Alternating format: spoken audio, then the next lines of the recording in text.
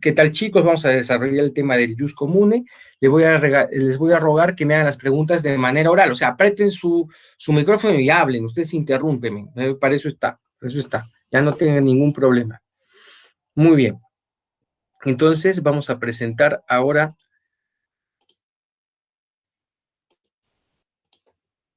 la pantalla. Y bueno, vamos a hablar de esto.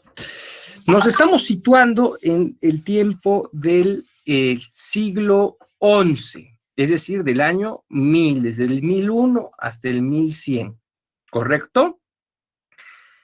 Este periodo que va desde el siglo XI, es decir, del año 1001 hasta el siglo XVI, es decir, el 1600, todo 1599 ya, si quieren ponerlo así, desde el 1000 hasta el 1600, ¿no es cierto? Se le llama, para ser más exacto, desde el 1000 hasta el 1550, ¿ya? Se le llama Baja Edad Media, ¿correcto? O sea, no hay términos exactos, pero más o menos vean este periodo. ¿Y en qué se diferencia la Baja Edad Media de la Alta Edad Media? La Alta Edad Media era un tiempo menor desarrollo cultural, político, artístico en general.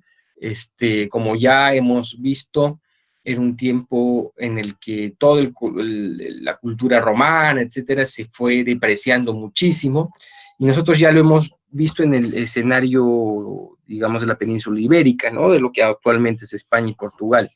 Vemos que hubieron las invasiones de los visigodos, de estos bárbaros, llamados visigodos, que decayó mucho el ámbito cultural, especialmente en lo que nos interesa, que es el derecho, y incluso decayó más cuando hubo un resurgimiento pequeñito, decayó más cuando se dieron las invasiones musulmanas, ¿no? En cambio, en el año 1000 ya hay un resurgimiento en todo nivel, ¿correcto? Muy bien. Como ya dijimos, esta época del derecho sin juristas o del derecho de la Alta Edad Media, es un derecho, prácticamente no hay juristas, no hay nadie que desarrolle la ciencia jurídica de los casos, está muy ligado a lo ético, lo teológico, no es una ciencia autónoma, y la reflexión se da sobre todo en el ámbito de la iglesia, ¿no? Y se mantiene más o menos la lógica sobre todo de la costumbre y de lo que queda, lo poco que queda del derecho romano. En el ámbito del derecho castellano hemos visto que los fueros es la clave para entender este periodo, ¿no? Los fueros son los que permiten comprender esto.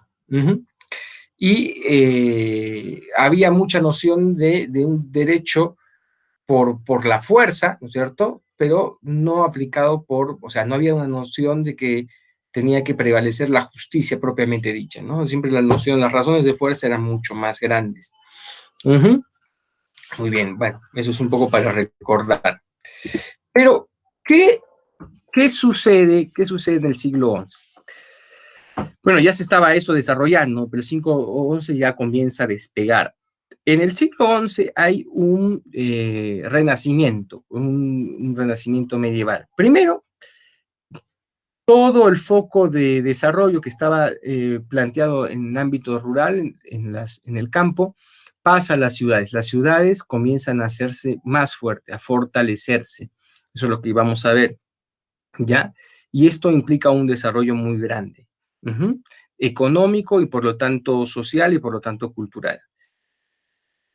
Después la iglesia también se reorganiza, se hace mucho más organizada, eso más o menos dice la lectura que ustedes están viendo, ¿no? Hay intentos de reorganización, de reforma, de acomodar ciertos problemas que habían dentro de la iglesia.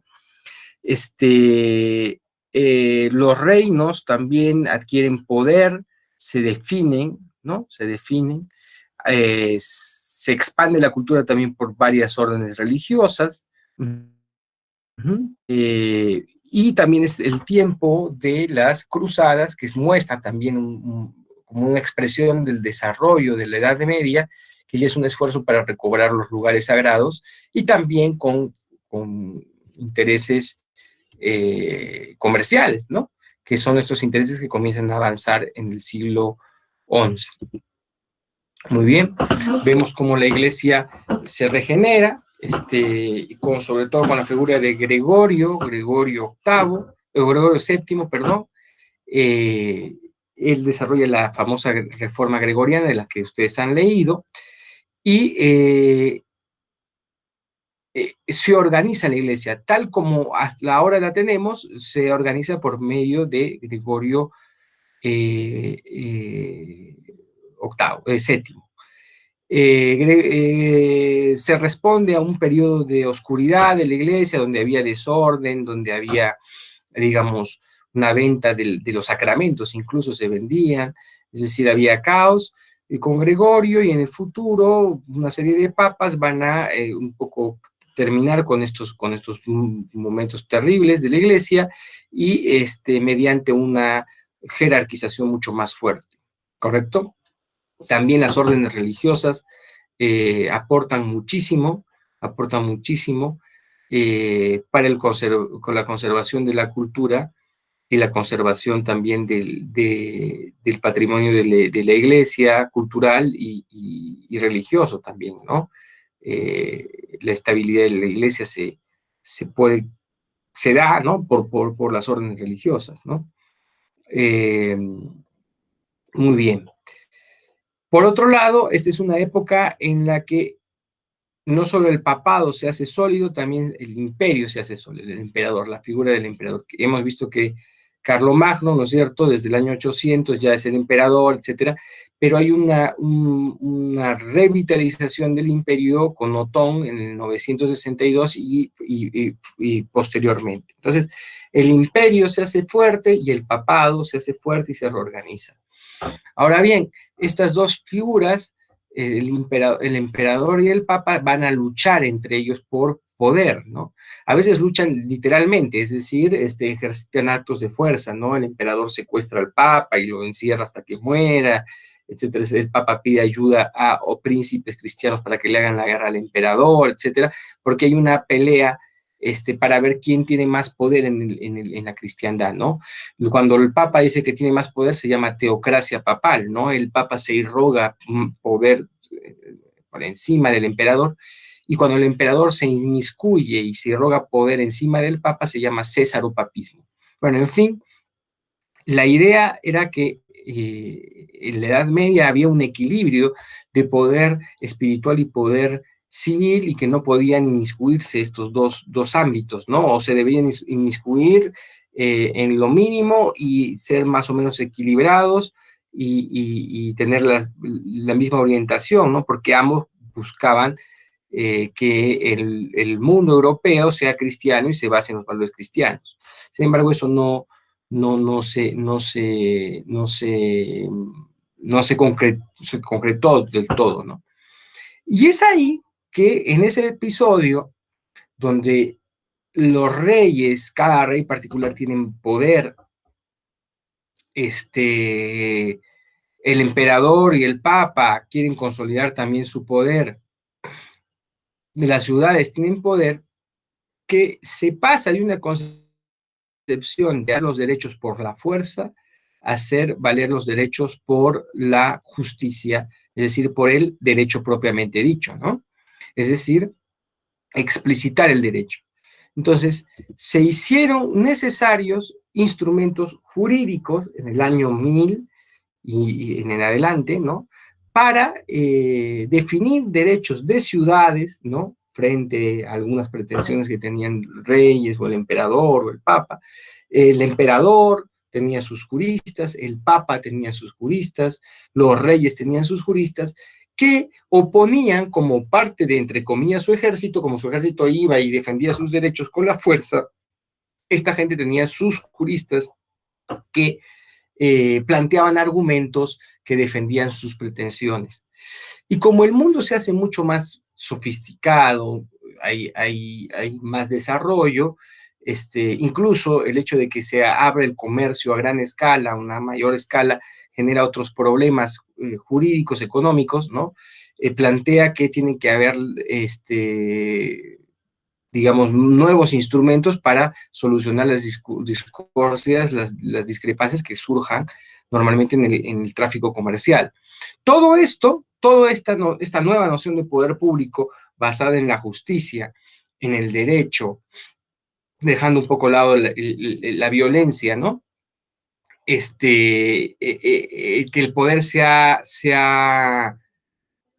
distribuido, ¿no? En grandes ámbitos, en el ámbito papal, imperial, real, los señores, incluso las ciudades, tienen poder y están tratando de defender sus cuotas de poder, implica que haya la necesidad de que exista un agente que exponga con términos jurídicos, es decir, razonados, no simplemente decir por decir, o utilizar la violencia por la violencia, sino términos jurídicos razonados para que defiendan sus intereses. Y es así como que se hace necesario que nuevamente aparezcan los juristas, ¿no? Juristas que sabían que tenían una gran, digamos, una gran beta de oro en tanto cuestiones jurídicas, una gran posibilidad para desarrollar en el derecho romano. El derecho romano siempre estaba en la mente de la gente como el gran momento, el momento donde o sea, los romanos tenían el prestigio de ser los mejores juristas siempre, y su valor y su prestigio estaba vigente, ¿no? Entonces, al verse con nuevos retos, con nuevas necesidades, antes, bueno, no era necesario, la vida estaba muy localizada en lo rural, los problemas eran mínimos, las cosas se solucionaban cuando los reyes se enfrentaban militarmente, o sea, no había realmente necesidad de cuestiones de sofisticación jurídica, y simplemente por ahí, por aquí habían retazos de lo que quedaba del derecho romano, tradiciones, fueros, como hemos dicho, ¿no? Reconocimientos de derechos, y con eso bastaba. Pero cuando ya hay un deseo de, digamos, hacer más sólida de la sociedad, perfeccionarla, y hay varios agentes poderosos que están luchando entre sí, y ya digamos, apelar a simplemente la violencia no vale, es que se hace necesario, como ustedes han visto, tener argumentos jurídicos. Y la gente que está involucrado con el ámbito jurídico, los jueces, los notarios, sabían del prestigio del derecho romano, aunque simplemente lo tenían en la mente como una especie de mito, ¿no? O sea, el derecho romano era lo mejor, pero sabe Dios dónde está, se ha perdido mucho. Y es así que en el siglo XI, muchos de estos protojuristas, ¿no es cierto?, estos notarios, jueces interesados, etcétera, comienzan a reunirse y a hacer esfuerzos para sacar de donde había, sobre todo las bibliotecas de los conventos, hacen como una especie de gran paseo por las bibliotecas de los conventos, y hacen un trabajo pues fabuloso de reconstrucción de documentos que estaban totalmente perdidos, extraviados, olvidados, y comienzan a hacer cada vez más compilaciones, anotaciones, concordancias, porque a veces los documentos están pues corruptos, es decir, están interrumpidos, se han perdido algunas páginas, entonces dicen, bueno, en este documento, de este ejemplar de tal libro, yo lo voy a compensar con este otro ejemplar, hacen concordancias, y ahí aparece el resurgimiento del derecho romano, ¿no? Ahí vemos lo importante que eran las ciudades, es una ciudad medieval, las ciudades medievales se desarrollan en el siglo XI, ¿no? De hecho, ya algunas existían, eran muy débiles, pero se desarrolló en el siglo XI. ¿Y quién vive en la ciudad? En las ciudades viven los burgueses, es decir, gente que se dedica, gente del pueblo, no eran nobles, sino gente del pueblo que se dedica a dos cosas. Se dedica al comercio y a la industria, a hacer cosas. Por ejemplo, esta es una ciudad llamada Split, ¿no? Spalato, en la actual Croacia, que es una ciudad medieval. Bueno, hay muchos ejemplos de ciudades medievales amuralladas, etcétera, en las que vivían estos comerciantes y estos industriales, o sea, artesanos, que hacían pues todo, ¿no? Desde mesas, sillas, zapatos, todo lo que se puedan imaginar, y eso lo vendían a los nobles, lo vendían en gran escala mediante los comerciantes, ¿no? Y esta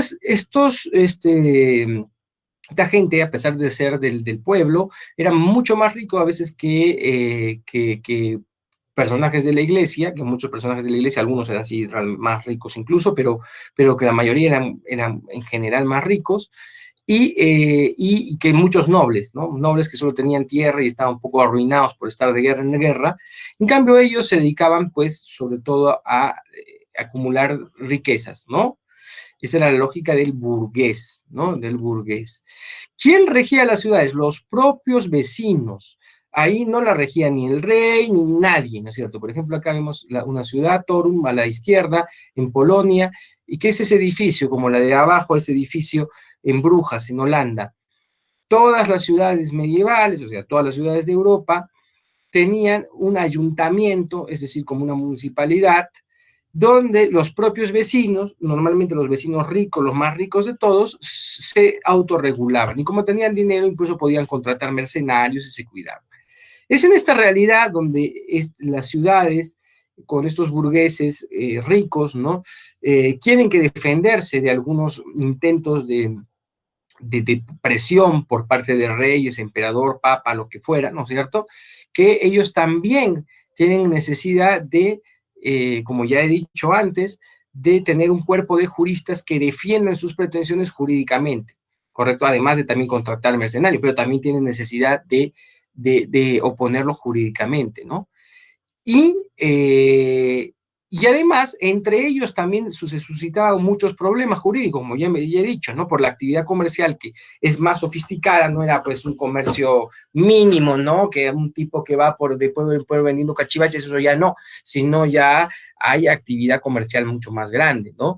Donde implica préstamos, donde se implica consignación de bienes, etcétera, etcétera. Solo equiparable con otro renacimiento comercial que se dará en el siglo XVI, con el siglo XV, el siglo XVI, con el Renacimiento.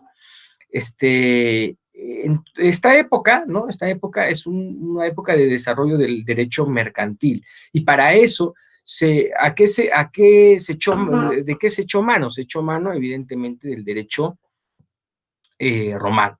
¿Hasta aquí hay alguna pregunta, chicos? ¿Hay? Alguien dígame, apriete esto y dígame sí o no, porque no sé si están ahí todavía. Profe, ahí es también cuando surge el ¿Está bien? guerrero campesino. ¿Se entiende? ¿Cómo no te Sí, escuché? ¿Me puedes? A ver, ¿alguien me quería hacer Sí, una ahí también pregunta? es cuando surge el guerrero campesino. No, el guerrero campesino es bueno, está desde la época romana, el guerrero campesino, ¿no?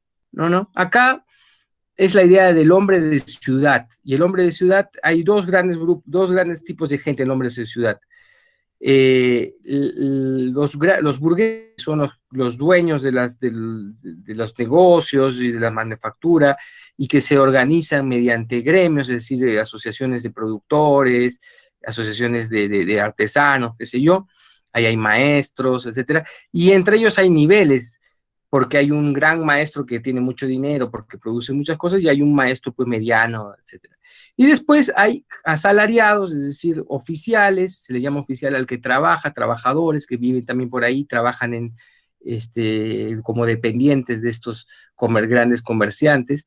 Y finalmente hay la llamada plebe urbana, que son, bueno, un montón de gente que no tiene mucho ni oficio ni beneficio, pero tiene tareas eventuales, ¿no? A veces pues ayuda en algo, a veces ayuda en otra cosa, y digamos,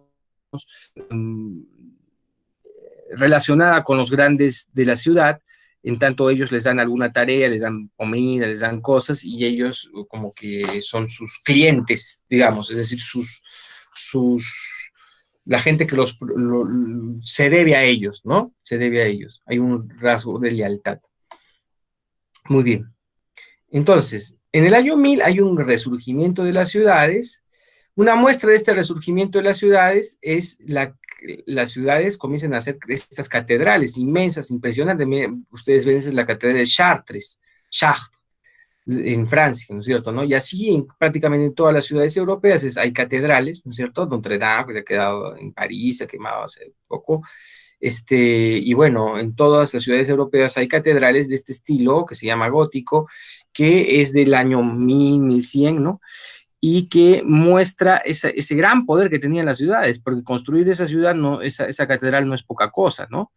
Esta catedral, ¿quién la hacía, profesor? ¿El rey? ¿Hacía la propia iglesia? No, lo hacían los vecinos de la ciudad, las organizaciones de comerciantes, las organizaciones de productores, las organizaciones de artesanos. De hecho, sobre todo los albañiles que eran artesanos, ¿no? Ellos hacían la catedral para orgullo de su ciudad y para honra de Dios. Por ello tenían derecho a ser enterrados en la catedral. Ese es algo magnífico, como ustedes pueden dar cuenta. Miren el tamaño de los carros, miren el tamaño de las casas, que son de 4 o 5 pisos, ¿no es cierto? Son pues mínimas al lado de esa catedral que se hacían en el año 1100, 1200. ¿Se entiende? Entonces, ¿quién estaba en el eje de las ciudades? Estos señores que eran los burgueses. Ahí vemos una imagen, ¿no es cierto? Los burgueses en Holanda, que se dedicaban pues al comercio, ¿no? Italia, sobre todo, habían ciudades muy, muy desarrolladas, Holanda, o los Países Bajos, Inglaterra, etcétera, etcétera.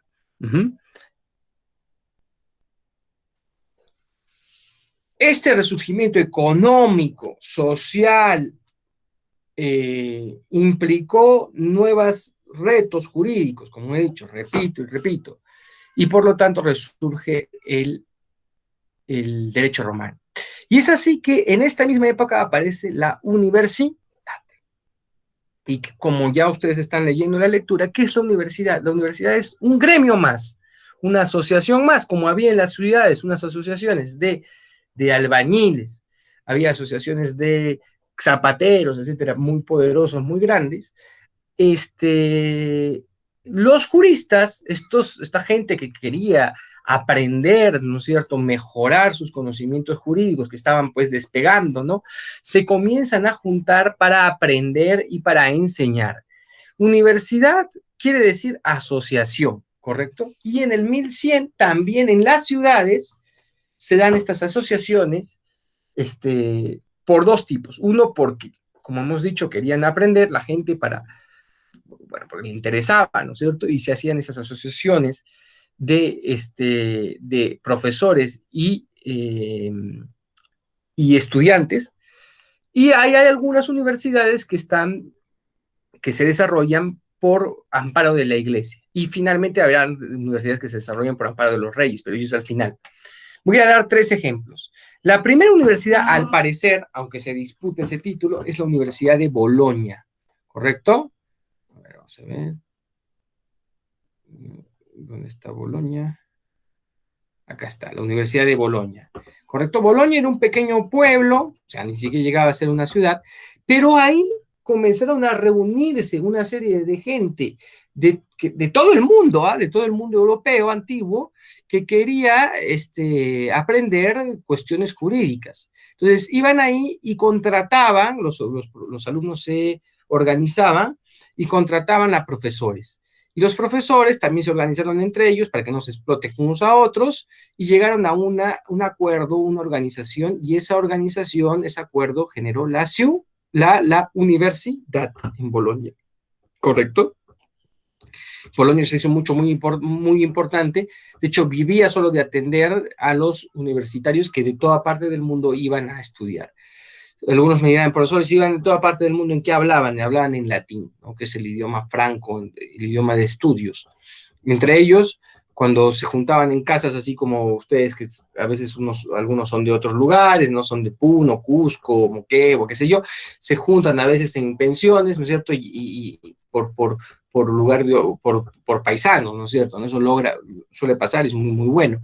Ellos también se juntaban como paisanos por lengua de origen, entonces habían casas como pensiones donde estaban, se llaman colegios, se llaman los colegios, y ahí se juntaba gente por, entre comillas, nacionalidad, por donde habían nacido, por la lengua, ¿no? Los franceses, los españoles, etcétera, ¿no? Y ahí tenían vínculos de solidaridad, pero cuando iban a estudiar todos hablaban latín con el maestro y estudiaban en latín. Esa es una de las es la primera, parece que es la primera universidad. La segunda universidad, o la primera, se disputa el título al mismo tiempo, es la Universidad de París. Y la Universidad de París se da, digamos, propiciada por, digamos, la Catedral de París. En la Catedral de París había una cosa que se llama colegiata, que, bueno, en fin, es una especie de escuela de catedraliz, escuela de la catedral, donde estudiaban los canónigos para aprender, ¿no es cierto? Pero tuvo tanto impacto, tanta importancia, que venía gente de todo lado a estudiar teología ahí. No derecho, sino teología. Bolonia, derecho. París, teología. Y entonces la gente iba ahí y la iglesia dijo, mira, acá la cosa se está poniendo grande, esta asociación de estudiantes se está poniendo importante y hay que fomentar el estudio y la cultura. Entonces dio ciertos parámetros para el desarrollo de esto, ¿no? Y bueno, por ejemplo, la primera universidad en España será la Universidad de Salamanca. Y la Universidad de Salamanca ha sido propiciada por el rey de España, más bien. Es el otro tercer tipo de universidad. ¿Y cuál es la primera universidad en América? La Universidad de San Marcos, que hoy día ha cumplido 146 años, yo sé de paso. No, que estoy hablando, 146, estoy hablando de tonterías. Ha cumplido 346, me parece. Bueno, no sé, vamos a ver. Pero es fundada en el siglo XVI, ya en 1500, ya. No, 546 debe ser, 546 años, una cosa así. Pero sí termina en 46. Ya,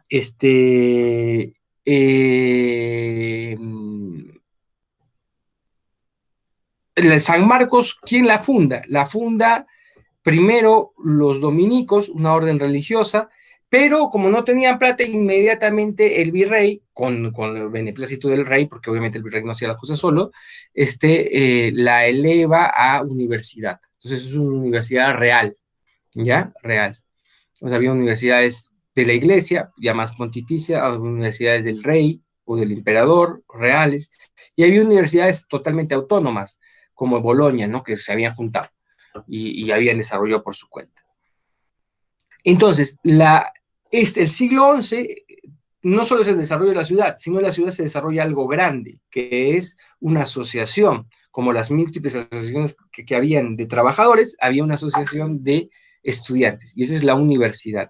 Y justamente nace para satisfacer esa demanda de mayores conocimientos de esta gente que se dedicaba a lo jurídico, en vista a los nuevos retos de este nuevo tiempo más complicado.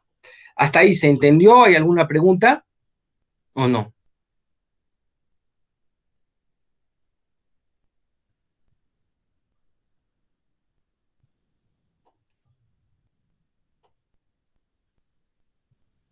Dígame pues, hay preguntas, profesor, no lo he entendido, nada, repita todo, por favor, ya pues repetiré, etc.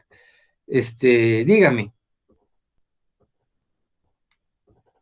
Todo claro, profe.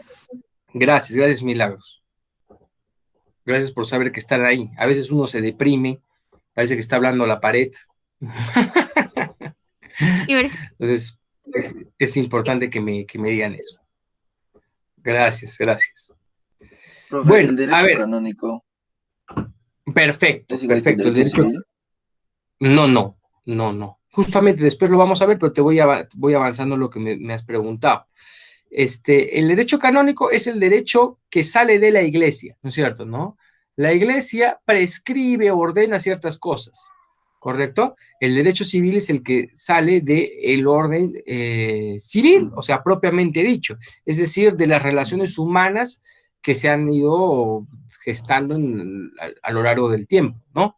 Entonces, el derecho civil normalmente tiene su fuente fundamental en el derecho romano, ¿correcto? Eso lo vamos a ver ahora. En cambio, el derecho canónico tiene su fuente fundamental en los dictados de la Iglesia. Eso vamos a ver luego. Pero, ¿estudiaban también derecho canónico en las universidades de Bolonia? Sí, sí, mi estimado, sí estudiaban eso, ¿correcto? Y eso ya vamos a ver después por qué. Al comienzo estudiaban solo derecho civil, pero después estudiaban los dos. Al poco tiempo estudiaban los dos. Muy bien. Entonces, ya vieron, porque habían problemas de intereses, ¿no es cierto? ¿No? Entre emperador y papa, habían problemas de intereses entre señores y ciudades, entre señores y el emperador, y señores y el papa. O sea, como había conflictos porque había mayor desarrollo político y económico, había necesidad de un derecho más avanzado, no repetir, no plantear cosas mucho más simples, sino un derecho más avanzado. Eso implicó que la gente que estaba ya un poco relacionado con el derecho, jueces, notarios, por ahí, ¿no es cierto? ¿No? Los notarios y los jueces dejaban su estudio y su profesión a sus hijos, entonces querían que ellos pues mejoraran, ¿no? Y comenzaron a organizarse para que el estudio fuera mucho más profesional y avanzado. Y eso generó las universidades, específicamente Bolonia, ¿no? Mucha gente también noble, normalmente había en algún sitio, en muchos sitios, la práctica del mayorazgo se llamaba. Es decir, el mayor heredaba toda la masa de riqueza de la familia, el mayor era el más importante, y quedaba un montón de hijos, porque normalmente se tenía hasta 10 hijos, sin nada. Bueno, los que sobrevivían, porque morían también muchos, ¿no? Muchos iban a la iglesia, pero muchos quedaban así en nada, ¿no? Y la familia necesitaba alguien que los defendiera no solo en las armas, sino también con las letras. Y entonces muchos de estos llamados segundones eran combinados, llevados, o sea, los que tenían más actitudes también, dicho sea de paso, porque no es fácil ser jurista, a estudiar leyes, ¿no es cierto?, ¿no? Y ellos iban a defender jurídicamente los intereses de su familia, de su comarca, de su región, etcétera, etcétera, ¿no? Muchos señores veían en algunos incluso nobles menores de menor rango muchas aptitudes, los becaban, es decir, les daban dinero para que fueran a estudiar, con la condición después que regresara para trabajar bajo sus órdenes, ¿no? Esa es la historia de la beca. La beca es tan antigua como la universidad. Y se llamaba beca porque tenían en su traje una especie como los tunos que ahora salen ahí, que tienen una V, ¿no es cierto?, en la parte o sea, como una especie de chalina, pero como en V, y el símbolo del señor que lo protege. Por si acaso, ¿no? Si nadie lo quiere matar ahí, ya se mete con un señor, ¿no? Un señor que es lo que después va a perseguirlo, el problema, ¿no? Muy bien. Y no solo es Bolonia, sino se van a desarrollar en otras ciudades como Padua, Perugia, Nápoles, Toulouse, Orleans en Francia, y Valladolid y Salamanca en España. Muy bien. Vamos a discernir 3 términos, que es importante que los discernan, los señala la lectura de Montanos. Se usan muchos términos para universidad. El primero que se utiliza es escola. Escola es el espacio físico, ¿correcto?, de donde se enseñaba. Normalmente era o la casa del profesor o una casa alquilada para tal efecto que habían alquilado los estudiantes, o un cuartito ahí, un anexo a la iglesia catedral o el convento donde se comienza a desarrollar los estudios. Escuela refiere al espacio físico donde se desarrollan las actividades de estudios universitarios. Universitas es una frase que implica la organización, la asociación, ¿no es cierto?, la asociación, la corporación de estudiantes, ¿no es cierto?, ¿no? Se agrupan estudiantes para pedir, como he dicho, a ciertos profesores estudios, ¿no?, y establecen ciertos derechos y obligaciones entre ellos y con los profesores. Por ejemplo, en Bolonia, ¿no es cierto?, el Universitas, o sea, la asociación de estudiantes, era la que designaba a los profesores.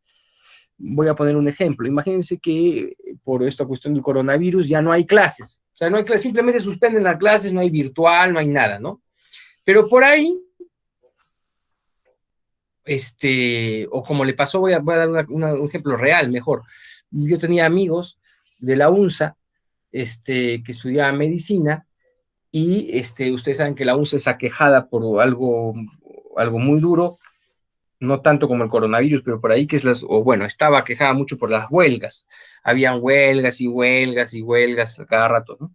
Entonces, los estudiantes de medicina lo que hacían, a mí me consta, es, los profesores entraban en huelga, pero ellos a veces llamaban, o sea, decían, yo cómo me voy a perjudicar por esto, ¿no? O sea, yo cuándo voy a terminar de médico, nunca me voy a graduar, ¿no es cierto? ¿No? Entonces, yo ya quiero avanzar, etcétera, etcétera, ¿no? Y yo quiero aprender, que era lo más importante. Y entonces, ellos contactaban con los profesores de medicina y les decían, profesores, miren, reunámonos ahí en la casa de fulano, o un profesor pedía permiso para meterse así clandestinamente a la universidad, o qué sé yo, en una cevichería, en donde sea, ¿no es cierto? Se juntaban y ahí les impartía clases. Y obviamente los alumnos hacían una chancha y le pagaban al profesor y ya está. No sé si está bien o mal, pero es un buen ejemplo de cómo era la organización universitaria, ¿no es cierto? ¿No? Como ahora, si por el coronavirus, digamos, no hubiera universidades, o sea, suspenden las universidades, pero ustedes dicen, no, yo quiero seguir aprendiendo, voy a estar perdiendo el tiempo, entonces me contactan, me dicen, profesor, podemos hacer clases virtuales con usted, etcétera, le vamos a dar un regalito, yo encantado, etcétera, entonces ahí comenzamos a hacer clases virtuales, ¿no? Y en Bolonia, obviamente, como era normal, digamos, ustedes tenían buenas referencias mías, pero resulta que yo soy el peor profesor del mundo. ¿Qué hacen? Simplemente no van a mis clases, ¿no es cierto? ¿No? O para otros cursos no me toman. Entonces, en Bolonia, por ejemplo, ¿quién decidía quién era el profesor, cuándo va a ir, si le pagaban o no? Los alumnos. ¿No? Un servicio un poco más directo, ¿correcto? ¿Se entendió?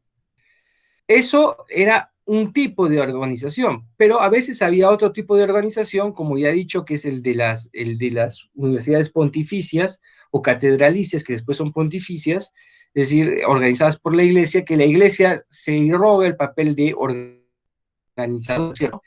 Y es ahí donde los estudiantes también se organizan, pero ya para otras cosas, sino para vivir, para organizarse, te contratan a una señora para que les cocine, etcétera. Y estas organizaciones de estudiantes que se juntan para recibir clases también se llamaban universidades, universitas. ¿Correcto? Uh-huh. También tienen presencia frente a los otros. Entonces, universitas es como la organización de estudiantes, o a veces la organización de estudiantes y profesores. Cuando es una universidad, digamos, tipo Bolonia, es la organización de estudiantes y profesores, y cuando es una universidad del rey o del papa, ¿no es cierto? Es una asociación de estudiantes que se juntan un poco para defenderse, para cuidarse, ¿no? Los papas, al ver el fenómeno universitario, o sea, que se estaban reuniendo ya de por sí la gente para estudiar, intervienen positivamente y defienden a los universitarios. Si, por ejemplo, les dan un fuero, ustedes ya saben más o menos lo que es el fuero, es decir, unos derechos, unos privilegios. Y, por ejemplo, el fuero universitario les planteaba que todos los estudiantes solo podían ser procesados penal o civilmente por su rector. Por ejemplo, en París, si tú eres universitario y la vida en la Edad Media era complicada y tú te comportabas bien como universitario, es decir, los universitarios no podían llevar armas, estaban ahí, y tenías una pendencia, te agarrabas a golpes con uno y uno te denunciaba, ¿quién te juzgaba? Te juzgaba tu rector, no te juzgaba el alcalde de París o Perico Los Palotes, no, ni el rey, ni nada. Te juzgaba tu rector, porque el Papa dio protección especial y después los reyes a los universitarios. Les dio lo que se llama fuero, unos privilegios, una posibilidad de tener una justicia especial única para ellos, ¿correcto? ¿Se entendió lo que es la universidad? Bueno, antes de que me respondan, voy a terminar con la palabra studium. ¿A qué se le llama studium?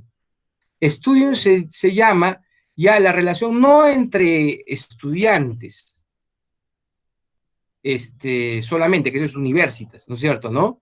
Sino studium era el nombre que se le daba ya a la universidad por completo, es decir, las relaciones que existían entre los estudiantes, los profesores, ya hemos dicho, ¿no? Pero sobre todo con las autoridades, ¿correcto? El studium, cuando los reyes decían, vaya a construir lo que sabemos ahora que es una universidad, no decían la palabra universidad, decían la palabra studium. Studium era una realidad compleja, ¿no es cierto? Una realidad compleja que señalaba no solo el lugar, que esa es la escuela, no solo la asociación de estudiantes y de profesores, que esa es la universidad, sino la asociación de estudiantes, profesores, el lugar y su relación con la autoridad. Por ejemplo, los estudiantes y los profesores en Padua y en Bolonia se juntaron y se pusieron a estudiar, etcétera, etcétera. ¿Cuál es la relación de estos con el ayuntamiento, con la ciudad? Porque, o sea, digamos que estás en Uchumayo. Chumayo ustedes han visto que es chiquitito, hay poca gente, etcétera, y ahí ponen una universidad súper prestigiosa, y van cientos de personas ahí, más que la gente que vivía ahí. Has modificado toda la estructura de la ciudad, ¿no? Entonces la ciudad puede tener dos reacciones, o sea, puede decirse, se queja y quiere que votarlos a los estudiantes, o acuerda con los estudiantes ciertas cuestiones, por ejemplo, cuáles son sus derechos, sus obligaciones, quién va a juzgar a la universidad en caso de problemas, las propias autoridades universitarias, cuáles van a ser las relaciones entre los ciudadanos de Padua o de Uchumayo, en mi ejemplo, con los universitarios. Entonces, esa relación entre la autoridad, específicamente en este caso de las ciudades, y la comunidad de estudiantes y profesores, se llama studium. Y es una relación que implica también derechos, ¿no es cierto? ¿No? Derechos, obligaciones, toda una serie de incluso costumbres, todo eso se llama el studium. Y es lo más parecido a lo que nosotros conocemos como universidad en general. Y no solo se da con las ciudades que acogían a centros a estudiantes, ¿no? Y a profesores, sino también se da con las relaciones con los promotores de universidades. Ya hemos dicho que hay dos grandes promotores de universidades. La iglesia, el papa o los canónigos de la catedral o obispos, ¿no es cierto? Y el rey, ¿no? Entonces, muchas veces el papa o el rey promociona una universidad, dice, yo voy a crear una universidad como Salamanca, dice yo, el rey de España, yo voy a crear una universidad y da una serie de derechos, obligaciones, atributos, relaciones con la ciudad de Salamanca, etcétera, etcétera, y ese marco jurídico es el que un poco ordena las relaciones entre los estudiantes y la autoridad y cómo funciona, cómo debe funcionar. Y la gente ya se inscribe, digamos, en la Universidad de Salamanca. O también puede reconocer universidades que ya existían, por ejemplo, en el caso de París, ya estaba funcionando una cosa así media, entre comillas, informal, entonces el Papa se da cuenta, ¿cómo vale esto? Entonces yo voy a establecer derechos, obligaciones, relaciones, ordenar, etcétera.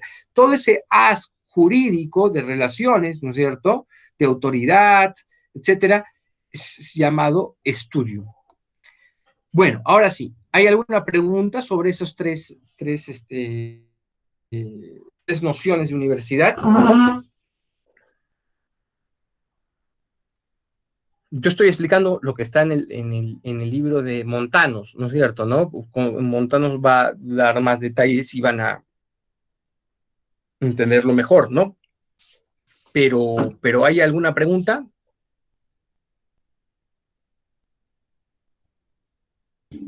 El estudio son relaciones humanas, jurídicas y de orden, ¿no es cierto? ¿No? Casi estatutario. La Universitas es la organización de estudiantes o de estudiantes y profesores en algunos casos, ¿no es cierto? ¿No? La corporación, el grupo, la asociación es la palabra clave. Y la escuela es el lugar. Muy bien. ¿Hay preguntas? Profe, una Sí. pregunta. ¿Por qué si ¿Sí? Studium es lo que ahora nosotros llamamos universidades, por qué no se llaman universidades y no? Esa es una muy buena pregunta, mi querida Milagros. La verdad, primero te digo directamente, no lo sé, aunque en Inglaterra, donde todavía hay muchas de estas tradiciones, pues está la Universidad de Oxford, ¿no? Pero, por ejemplo, a cada facultad le dicen studium o colegio. Entonces, mantienen algunas de esas frases, ¿no? Y estas tradiciones, los ingleses que son los que han mantenido más de esto. Pero esto va modificando bueno, ha quedado por uso corriente universidad, ¿no? Usted sabe que a veces el uso es el que manda, ¿no? Es una muy buena pregunta, ¿no? Dicho sea de paso, algunas universidades en sus símbolos, ustedes han visto que muchas universidades tienen cosas en latín ahí, ¿no? Y que ponen Universitas Peruvianus, no sé qué cosa, ¿no? La UNSA pone Universitas Peruvianus San Agustín Pater. Ya está. Pero hay algunas universidades, españolas sobre todo, que utilizan la palabra studium todavía. Studium Navarrensis es la Universidad de Navarra. ¿Se entiende? No usen Universitas Navarrensis, no. Bueno, no estoy seguro con los Navarra, pero yo he visto varias universidades que utilizan la palabra studium. Entonces todavía se sigue utilizando, pero no mucho, ¿no? Ahora, se han dado cuenta que la diferencia con la universidad de la que era lo que es, pues no, ha cambiado muchísimo, ¿no?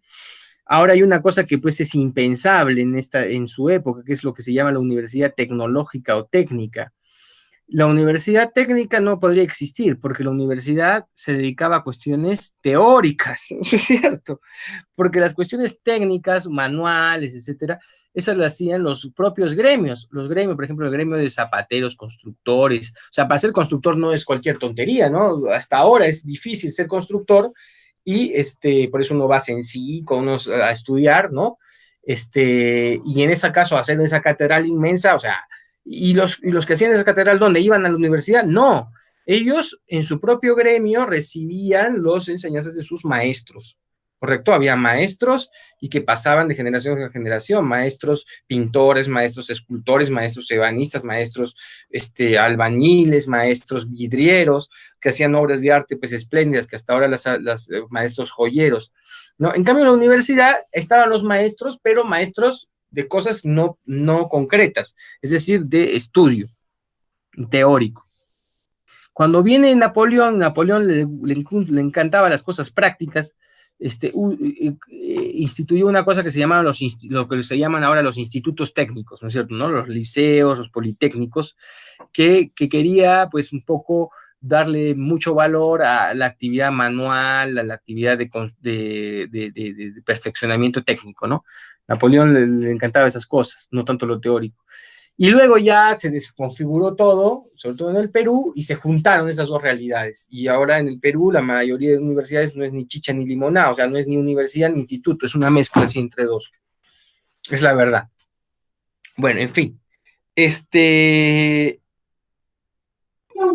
Profesor, Sí. Como usted nos dijo de que habían universidades que eran planteadas por el rey y otras que eran planteadas por la iglesia, ¿había algún choque de cosmovisiones? ¿Cómo eran? O de ideología, por ejemplo.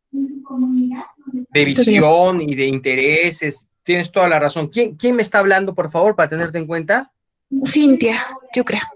Muy bien, Cintia, muy bien, Cintia. Y después alguien me habló, me parece que era O'Brien, no estaba seguro quién me preguntó. Después ya me va a decir quién fue para ponerle su punto. Totalmente de acuerdo, Cintia. Es más, yo te cuento una cosa. Ustedes saben cuál fue el mejor hombre de la universidad, que hasta ahora es el patrón de la universidad. el que hizo maravillas en la universidad. Santo Tomás de Aquino, ¿no es cierto, no?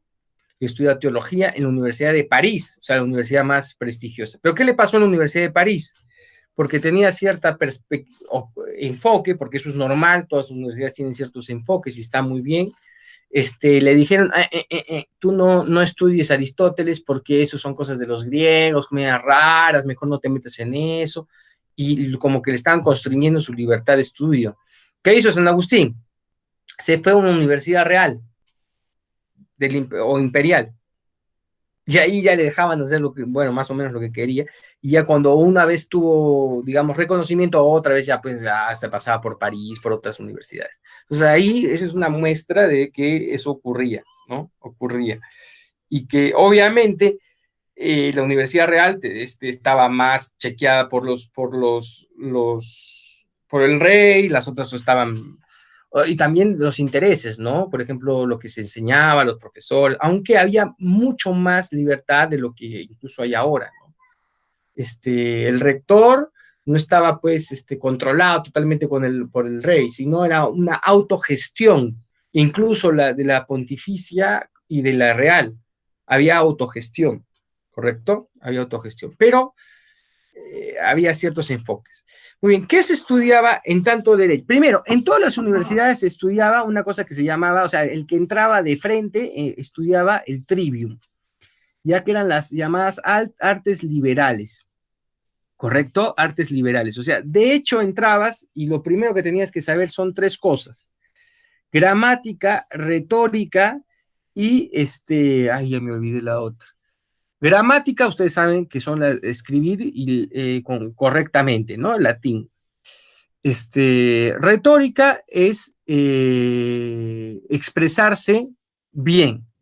Y dialéctica es argumentar bien, es decir, lógica, pensar bien, o sea, no utilizar falacias, etc. El que entraba como estudios generales lo hacían bachiller cuando terminaba esas tres cosas. Y luego se especializaba en teología, se especializaba en medicina, por ejemplo, París también abrió una facultad de medicina muy importante, y se especializaba en derecho. Y en derecho se estudiaba primero para ser una especie de maestro en derecho y después eras doctor en derecho. Doctor ya eras, ¿cómo se llama? Un experto en derecho. Y ya tenías derecho incluso, vale la redundancia, a enseñar en la universidad. O sea, ya eres un par. O sea, ya te podías sentar al lado del profesor, porque eres como el profesor cuando eras doctor. ¿Ya?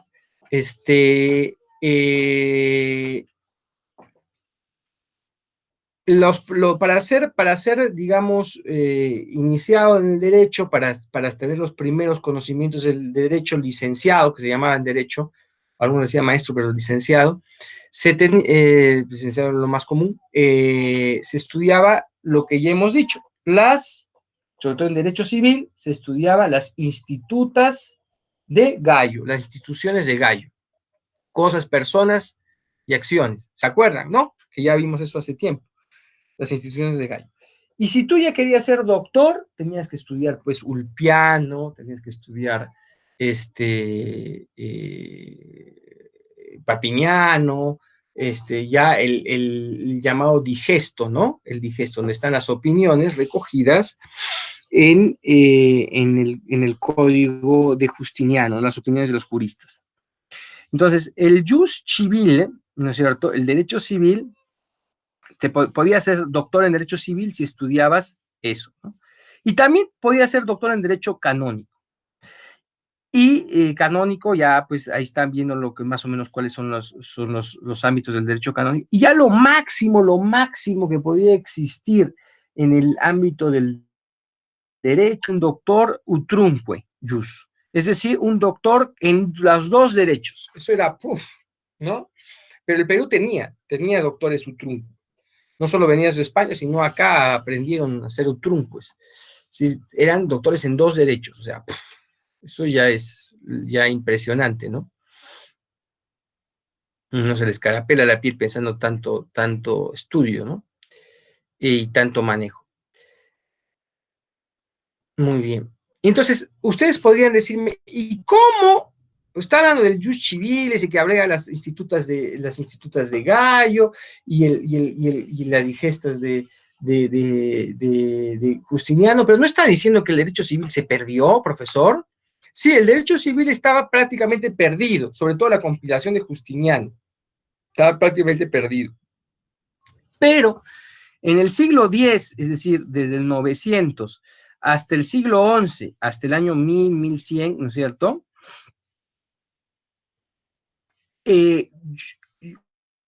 Jueces, notarios de buena cultura comienzan a, como ya he dicho, a prácticamente hacer un paseo por todos los conventos y lugares donde se encontraban manuscritos antiguos y comenzaron a hacer pequeñas copias, pequeñas transcripciones, concordancias, compilaciones del derecho del corpus juris civilis, es decir, del cuerpo de derecho civil de Justiniano, de la compilación de Justiniano. Acuérdense, la compilación de Justiniano tenía el códex, ¿no es cierto?, leyes, digesto, las opiniones de los juristas, institutas, que son las de Gallo, ¿no es cierto?, no lo básico, y las novelas. Ya les dije eso la vez pasada, ¿no es cierto?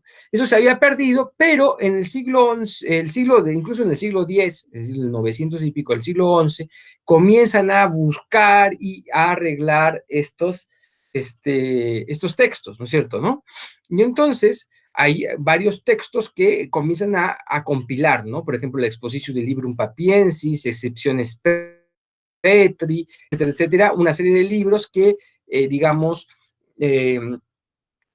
fragmentariamente comienzan a recuperar el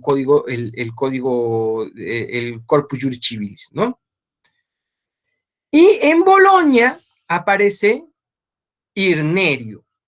Irnerio es un monje que vive más o menos entre el año 1000 y 1080 y muere alrededor del 1120, y que en Bolonia él era un monje que era un profesor de derecho, y él se dedicó a ¿qué cosa?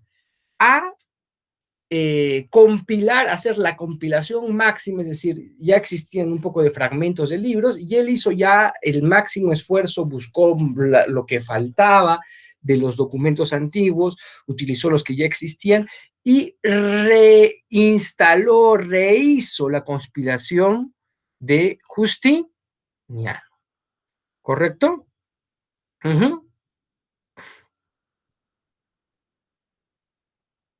Entonces, él lo que hace, ¿no es cierto?, es rehacer la compilación de Justiniano, y ve el potencial que tenía esa compilación, porque es el derecho romano que tanto era tan ponderado y tan tenido en cuenta, que va a ser el material fundamental para solucionar los problemas jurídicos que ya hemos dicho que se habían planteado, habían crecido por la situación, la coyuntura del desarrollo político y social de la época, y iban a solucionar los problemas políticos suscitados por esa coyuntura, ¿no es cierto? Muy bien. Y Irnerio no solo los reúne, sino incluso anota, es decir, hace comentarios y hace concordancias, es decir, bueno, esta disposición se parece a la disposición cuarta de Ulpiano, ¿correcto? Muy bien. Entonces, hacia la mitad del siglo II, es decir, más o menos en el 1150, aparece completo la compilación de Justiniano, que la había logrado desarrollar Irnerio, ¿no es cierto? Restaura y la desarrolla. ¿Correcto?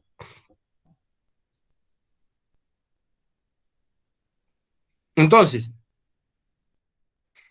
él no solo agarra el texto de Justiniano, no es un arqueólogo, no es un copy-paste que copia y pega, ¿no? Sino él interpreta, porque había muchas fuentes perdidas, había muchas fuentes que estaban un poco contradictorias, porque no todas las copias son iguales, etcétera. Él interpreta, lee, es un genio, y organiza, le da nueva vida al derecho romano.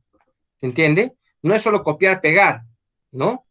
Los libros son incompletos, son raros, tan costosos, etcétera, etcétera. Entonces, él echa mano de todos ellos y llena esas lagunas por una interpretación general, ¿no? En general, haciendo un cuerpo completo. Entonces, él es el que da vida y prácticamente no, solo, no simplemente vuelve a traer la compilación de Justiniano, sino que le da su propio sello, su propio valor, su propio vigor y también lo interpreta, ¿no? Entonces,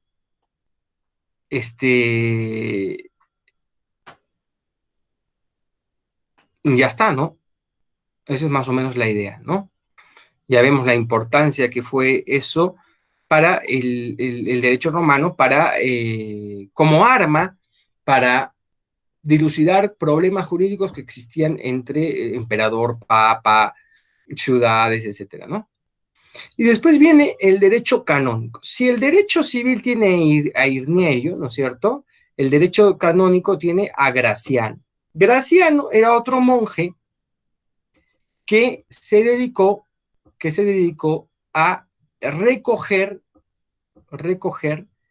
eh, y hacer una compilación comentada, ordenada y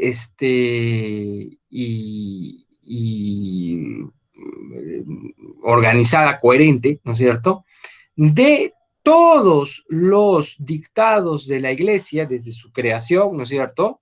Incluso lo ilumina con partes del Evangelio, pero sobre todo con concilios, sínodos, reuniones, y en algunas, en todos estos documentos que tenía mucho, o sea, en un sínodo, en una reunión, en un concilio, en un decreto del Papa se dice, o una carta apostólica, en todo se dice muchas cosas, de muchos temas, se dice cosas teológicas, la Biblia está, es solo cuestiones religiosas y teológicas, pero por ahí también mandan cuestiones normativas.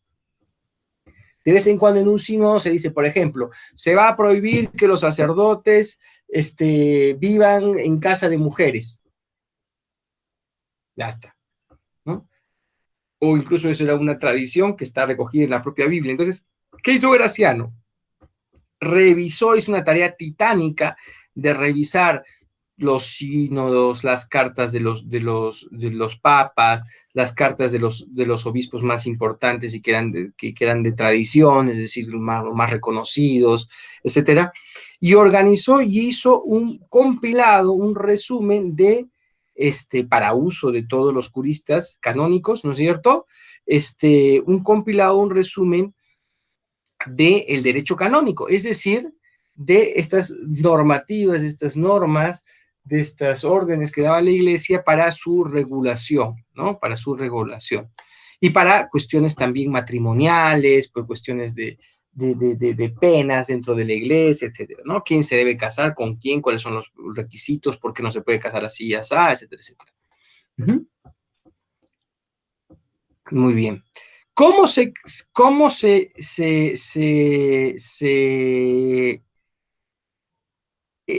llama este texto que genera Graciano, ¿no es cierto? Que es un texto impresionante, ¿no?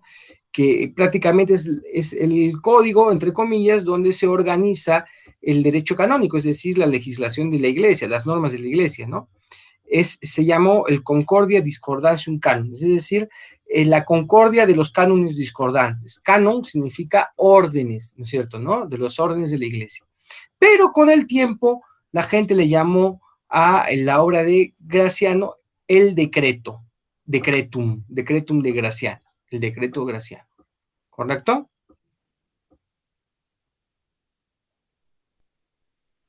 Muy bien. ¿Hasta aquí hay alguna pregunta?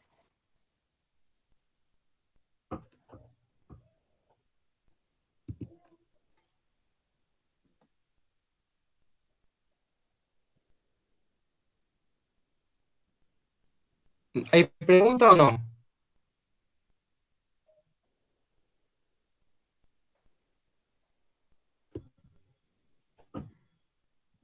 ¿No?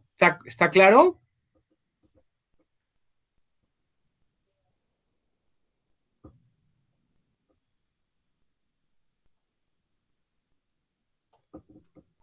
¿Se entendió?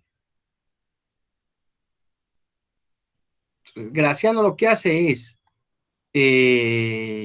recoger varios fragmentos que tienen tipo normativo, de estilo normativo en los escritos de los padres de la iglesia, es decir, los primeros obispos, San Agustín, qué sé yo, los cánones conciliares, los concilios, los sínodos, los decretales pontificios, los decretos pontificios, etcétera, incluso el Evangelio, un poco, pero también porque el Evangelio evidentemente tiene un valor más espiritual, más pastoral, más teológico, más que normativo, aunque también tiene cuestiones normativas, ¿no? Entonces, todo eso plantea derecho dentro de la iglesia. A ver, vamos a hablar un poco del derecho de la iglesia. Por ejemplo, ¿quién se puede casar ¿Cómo se puede dar el matrimonio?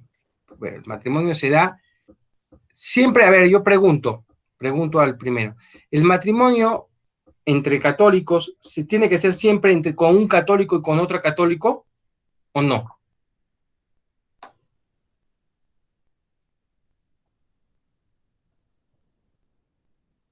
¿Sí o no? Dígame, ¿qué creen?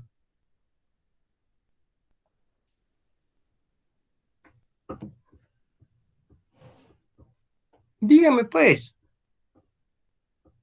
Creo que no, profe. Creo que no. O sea, ¿se puede casar un católico con uno católico? No, profe. Ya, Milagros nos dice que no, que siempre tienen que ser católicos, los dos que se casan. ¿Sí? No, o sea que uno puede ser católico y el otro no puede ser católico. Muy bien, correcto, eso es cierto. Puede haber una parte católica y una parte no católica. Sin embargo, ¿qué se le exige a la parte no católica? O sea, puede decir, ya, pues me caso y se acabó. ¿O qué se le exige a la parte no católica? O sea, por ejemplo, Catequizar. Milagros. No. Por ejemplo, Milagros se casa con un anglicano, ¿correcto? Él es anglicano y todo eso. La iglesia no va a ir en contra de su libertad, bueno, él decide, ¿no? Se aconseja a Milagros, es decir, la parte católica, que mediante su ejemplo y con mucha dulzura y suavidad trate de catequizarlo, ¿no es cierto? Pero no es decir, ay, te catequizas o si no, no te casas. No, no se puede, porque si no sería un matrimonio inválido, porque estaría bajo amenaza o violencia, ¿no es cierto? ¿No? Se puede casar. No lo recomienda la iglesia, pero se puede casar con la única condición que el anglicano, en este caso, la parte no católica, sea respetuoso de las tradiciones y de la fe católica, ¿no es cierto? No ande burlándose así, y que acepte que sus hijos sean porque ¿cuál es el objetivo del matrimonio católico? La formación espiritual de los hijos, y que acepte que sus hijos sean formados en la fe católica. ¿Se entiende? Si él dice, no, mis hijos van a ser anglicanos, o mis hijos ya decidirán, entonces no se podrían casar. ¿Se entiende? ¿De dónde ha salido esto? Bueno, de concilios antiquísimos, de recomendaciones de padres de la iglesia, etcétera, y todo eso se genera una orden canónica, ¿no es cierto? ¿No? Por ejemplo, ustedes saben que el matrimonio es indisoluble. A ver, Milagros, que estaba compartiendo conmigo, sí, el matrimonio es indisoluble, pero dime tú, digamos que un hombre le da una enfermedad tremenda, ¿no es cierto? ¿No? Le da una enfermedad tremenda y muy contagiosa. Y puede correr el riesgo de su vida a su mujer, ¿no es cierto? ¿No? ¿Su mujer tiene que seguir haciendo vida matrimonial con él? ¿Sí o no? ¿Y por qué?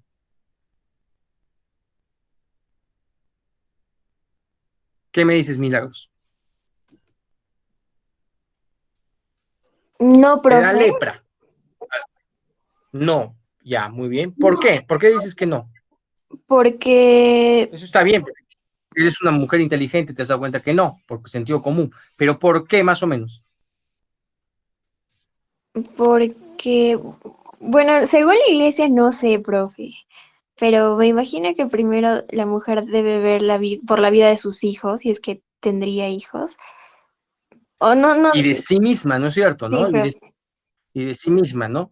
Entonces, si bien uno tiene la obligación de hacer convivir bajo techo, o sea, tienes la obligación, si te casas con un pata, tienes que vivir con él, no es que, ay, no, ¿sabes qué? Me siento incómodo contigo porque tú, cuando vemos Netflix, a ti te gusta tal serie, a mí no, entonces mejor me voy a ir a la casa de mi mamá y ahí voy a vivir. No, eso no se puede, no, eso no se puede, estás yendo en contra del matrimonio, además de pecar, estás errando, ¿no? Pero si está poniéndose en riesgo tu vida, obviamente puedes retirarte, ¿no es cierto? Puedes retirarte. Y eso se llama un divorcio. En la iglesia se permite el divorcio, es decir, la separación de la vida conyugal. Sin embargo, ya como estás divorciado, ¿puedes casarte con otro? No. Y el otro, si trabaja, por más que sea leproso, tiene que dejarte abandonar, no, también te tiene que sostener económicamente. Bueno, por ejemplo, todas estas cuestiones matrimoniales de derecho eclesiástico son las que recogió Graciano, que estaban totalmente fragmentadas y un perico los paletos había dicho una cosa, otro otra, etcétera, etcétera. Incluso cosas contrapuestas y él las pone concordia por las opiniones más lógicas, mayoritarias y más, digamos, más coherentes, ¿no? ¿Qué hace el Papa? Este es un hecho, o sea, a él nadie le dijo que hiciera eso, ¿no? Pero él lo hizo de mutuo propio y lo puso a disposición al Papa. Y el Papa no solo lo agradeció sus servicios, sino lo planteó como una fuente fundamental en el derecho K. Dijo, ustedes tienen que determinar que esta es la piedra angular, como dice la diapositiva del derecho de la Iglesia Universal. Pero sin embargo no queda ahí. Gregorio IX, en 1234, lo que hace es dar él mismo también otra suerte de decretos, ¿correcto? Otro suerte de decretos que los elabora en base a un jurista que era su amigo, que es Raimundo de Peñafort, y él elabora este texto, y Raimundo de Peñafort lo elabora en el estilo de los decretales de Graciano, ¿no? Del decreto de Graciano. Entonces, prácticamente ha generado un libro más a los decretales, ¿no? Los decretos de Graciano eran 4 libros donde se explicaba todos estos, se compilaba los decretos. Y el libro de Gregorio se le llamó, por eso, Liber Extra, es decir, un libro adicional, el libro quinto, el libro adicional que se adicionó, que se sumó al trabajo de Graciano, ¿correcto? Y es una ya mandada a hacer por el Papa, ¿no es cierto?, Raimundo de Peñafort, por eso es oficial, que recoge un poco también otras fuentes y plantea algunos decretos, algunas órdenes que da este Papa. Muy bien. Ese es el decretales, Liber Extra. Pero no se queda ahí, también se plantea la existencia del Liber Sextus, ¿no es cierto? Bonifacio VIII,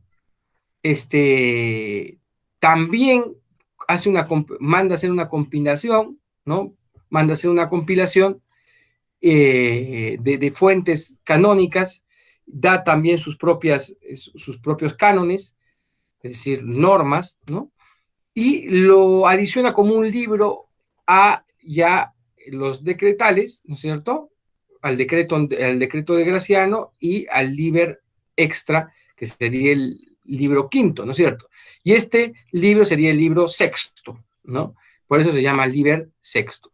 Después Clemente y Juan XXII hacen otra compilación que se les llama normalmente, porque las comienza Clemente, se llama las Clementinas, y se adicionan a todo ello. Y todos estos textos, más algunos más, como las decretales extravagantes de Juan XXII y las decretales comunes, se juntan a la manera del Corpus Juris Civilis. Y el Corpus Juris Civilis fue la gran compilación que mandó a hacer Justiniano y que fue, digamos, traída, reactualizada y traída en valor por Irnerio, ¿no? Jan Chaupis en el 1500 junta todo, ¿no es cierto? Junta el decreto de Graciano, el Liber Extra, el Liber Sexto, las Clementinas y las extravagantes y las decretales comunes en un gran cuerpo de derecho canónico, que era la base del estudio del derecho canónico. ¿Correcto?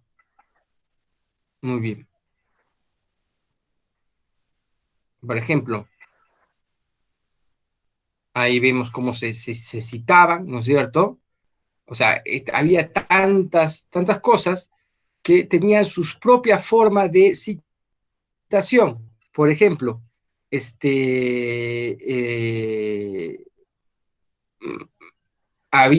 decreto tenía una primera parte que se llamaba distinciones, había una segunda parte que se llamaban causas y cuestiones, es decir, había una pregunta más respuestas, ¿no es cierto, no?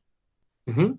¿Cómo se cita eso? ¿Cómo se cita? Por ejemplo, primera parte, número de canon 5, o sea, todo está ordenadito por números, ¿no es cierto? Distinción 8, ¿no? Segunda parte, número de canon tal, número de la causa tal, número de la cuestión, pregunta tal, ¿no?